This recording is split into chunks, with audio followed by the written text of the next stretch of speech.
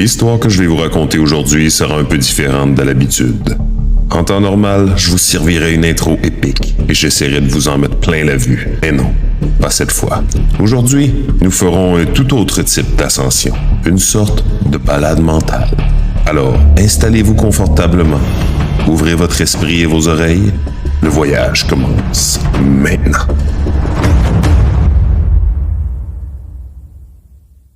Nous sommes en plein cœur de l'hiver. Le froid domine et nous rappelle que la chaleur de l'été est encore loin. Et pour être parfaitement honnête avec vous, ça ne va pas. Un sentiment inconnu depuis le début de la saison froide me préoccupe, mais je n'en connais pas la source. Ça me déprime, je suis en colère. Ma frustration est quotidienne, mais le plus dur, c'est que je ne comprends pas pourquoi. J'aurais envie de l'extérioriser, mais j'ai peur de paraître faible. C'est drainant de se sentir ainsi. J'en ai assez. Il faut que ça change. Je dois trouver ce qui ne va pas. Il faut que j'aille à ma propre rencontre. J'ai décidé de partir pour une mise à l'épreuve. Sur la route, je prends avec moi mon fidèle acolyte d'aventure épique et meilleur ami Amel, qui m'accompagnera dans ce voyage. Nous sommes en route vers les sommets de la Appalachian Trail aux États-Unis pour affronter notre prochain défi, le mont Lafayette. 1600 mètres d'altitude, 14 km à boucler. Bref, ça promet d'être une belle épreuve. Sur la route, le soleil brille, le ciel se dégage.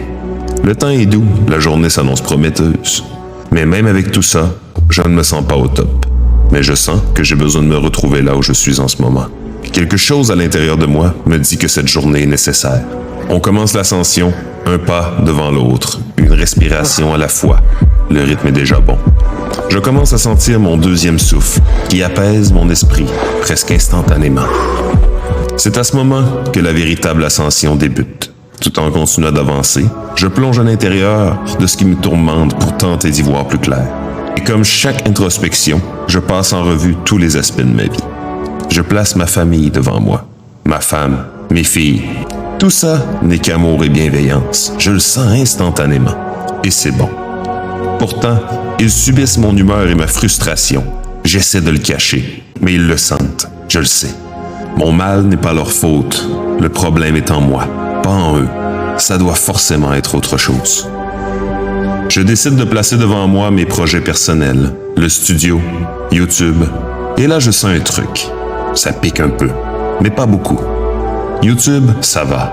Pour une première fois en 3 ans, je suis en phase avec mon contenu et je suis heureux dans cette voie qui me procure de la joie et me fait vivre des moments de vie incroyables et hors du commun. Mais quand je mets le studio devant moi, je laisse les mots monter.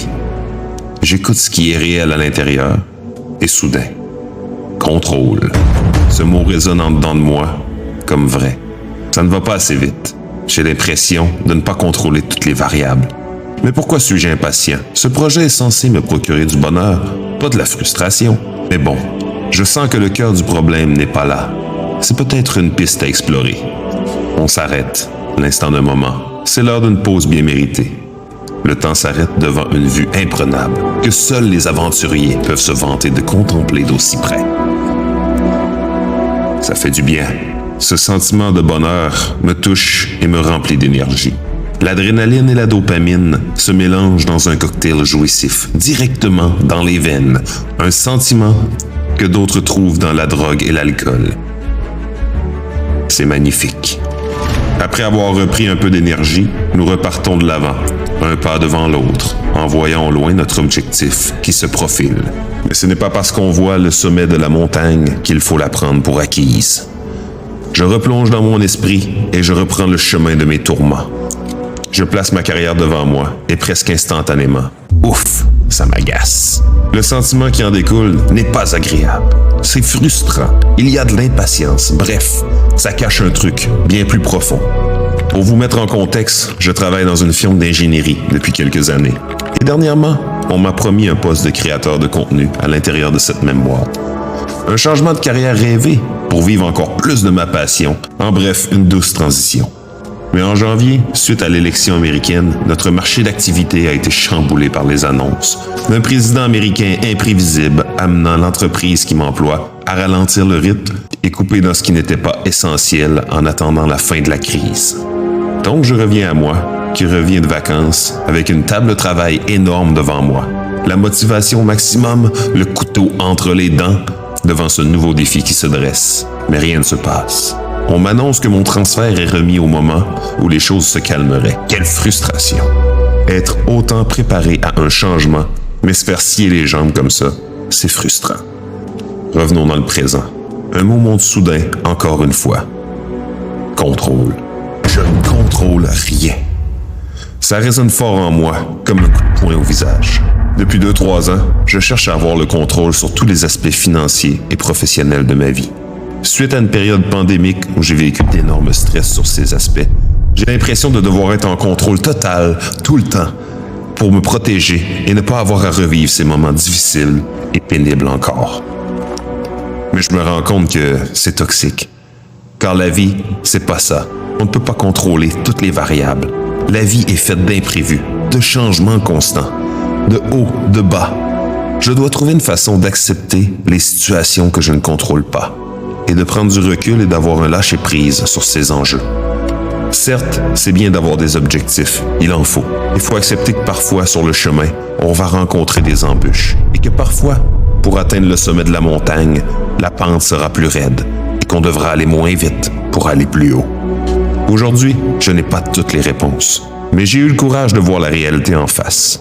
J'ai trouvé quelque chose sur lequel travailler pour devenir une meilleure version de moi-même. Et ça change tout. D'être conscient de ce qui est là. Au moment où vous regardez cette vidéo, je vais mieux. Et je continue chaque jour de travailler sur le problème énoncé précédemment. Et oui, si vous vous demandez, on a atteint le sommet de la montagne. Ce fut difficile, physiquement et mentalement, en plus du tournage qui fut hyper compliqué. Je vous épargne les détails. Mais l'ascension dont je suis le plus fier, c'est celle que j'ai faite dans ma tête. Je vois enfin ce qui se cache derrière la montagne que je m'étais construit dans ma tête. Et pour être honnête, je suis tellement ému, ça me remplit de bonheur de comprendre enfin. Ça fait du bien. Ce que j'ai vécu, nous le vivons tous, de façon différente. N'ayez pas peur d'aller à votre propre rencontre. Mais pour ça, il faut cesser de faire du surplace. Et comme j'aime le répéter pour ce faire, il faudra vous mettre en mouvement. Allez de l'avant, un petit pas à la fois. J'espère que mon expérience vous aura appris quelque chose ou vous aura ouvert les yeux. Je vous remercie d'être resté jusqu'à la fin de la vidéo. N'hésitez pas à me laisser un commentaire et à vous abonner pour me suivre dans mes aventures. Et n'oubliez pas que si la réponse est au bout du chemin, vous ne la trouverez pas avant de l'avoir parcourue. Allez, peace out tout le monde.